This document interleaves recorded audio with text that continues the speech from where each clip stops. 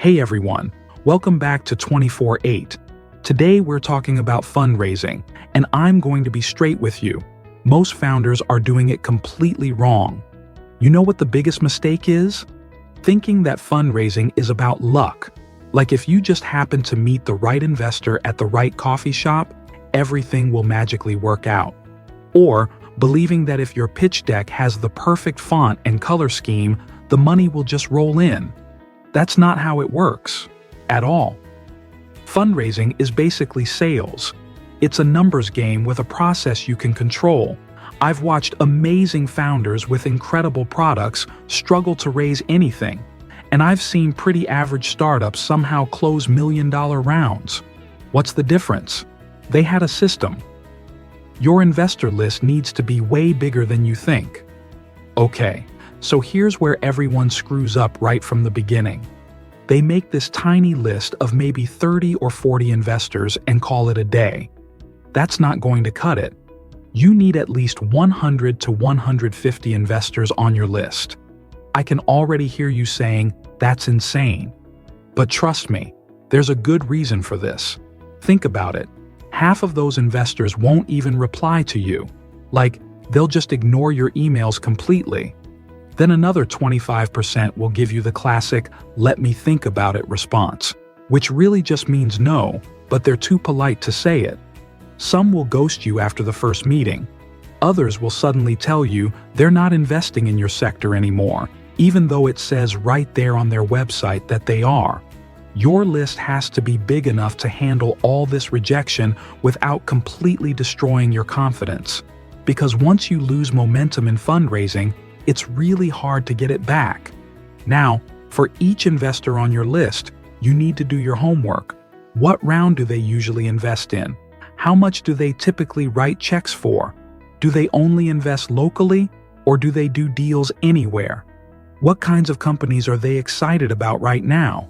Are they the type to lead around, or do they prefer to follow other investors? How quickly do they usually move? Here's something most people miss.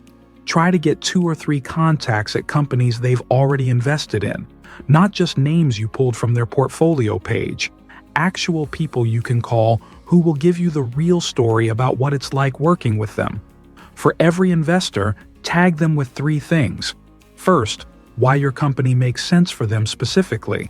Second, why right now is the perfect time. And third, who can introduce you, or if you're going in cold, what angle you're going to use. Warm intros versus cold emails. What actually works? Everyone will tell you that warm introductions are better. And yeah, they usually work better. But here's the thing nobody mentions. A really good cold email beats a bad warm intro every single time. If you're going to send a cold email, make it count. Keep it super short, like 4 to 6 lines max. Start with what your company actually does and why it matters. Tell them why now is the right time. Drop one impressive number or fact. Then link to a short deck, maybe 10 to 12 slides. Don't send them a 20-slide monster. For warm intros, here's a trick that works really well. Write the introduction email for the person who's connecting you. Don't make them figure out what to say. Give them the exact words. Make it so easy they can just hit forward. Do everything at the same time. This is huge. Most founders meet with one investor, wait to hear back, then move to the next one. That's killing your chances. Instead, reach out to a bunch of investors over the same week or so.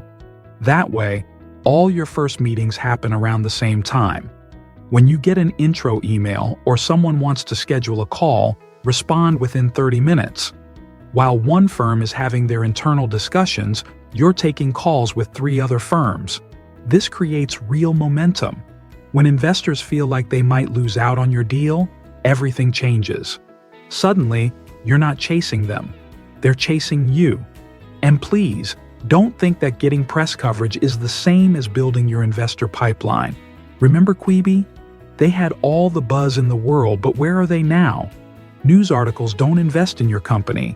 Real conversations with real investors do. Following up the right way. After your first call with an investor, your follow-up game needs to be on point. Here's exactly what to do. The same day as your call, send a thank you email. Recap what you talked about, and send over any numbers or information you promised during the conversation. 3 or 4 days later, send them an update with proof that things are moving. Maybe a metric that improved. Maybe you shipped a new feature. Maybe you signed a new customer. Show them you've got momentum. After 2 weeks, send another update about what's changed since you spoke. Never just say, checking in or following up. That sounds desperate and lazy. Keep notes on everything you tell each investor. You don't want to accidentally give them different numbers in different conversations.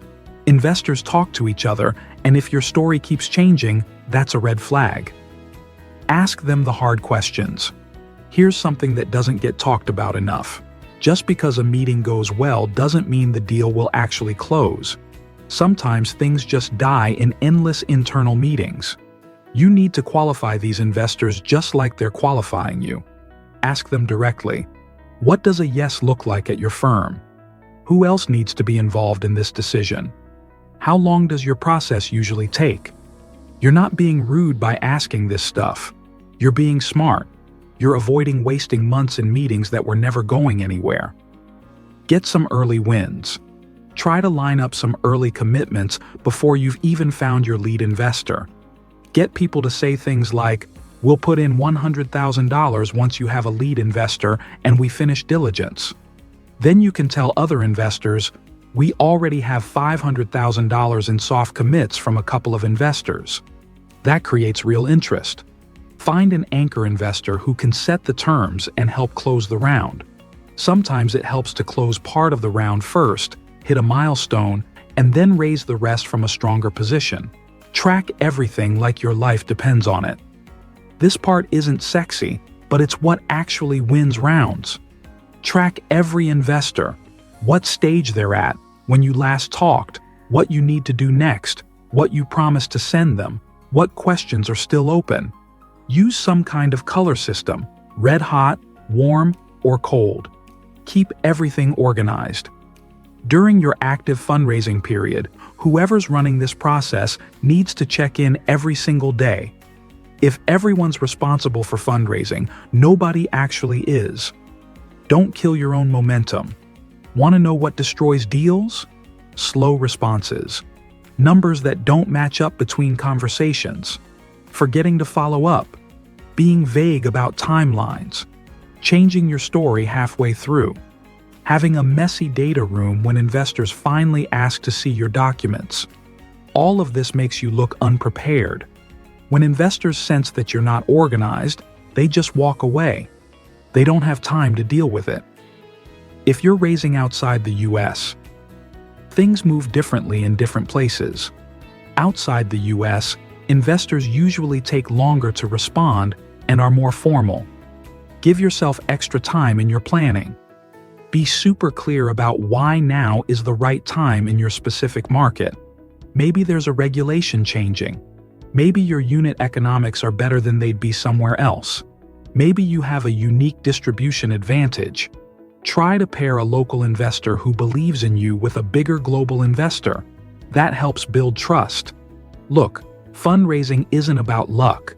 It's not about having the perfect pitch deck or the perfect story. It's about building a system that you control.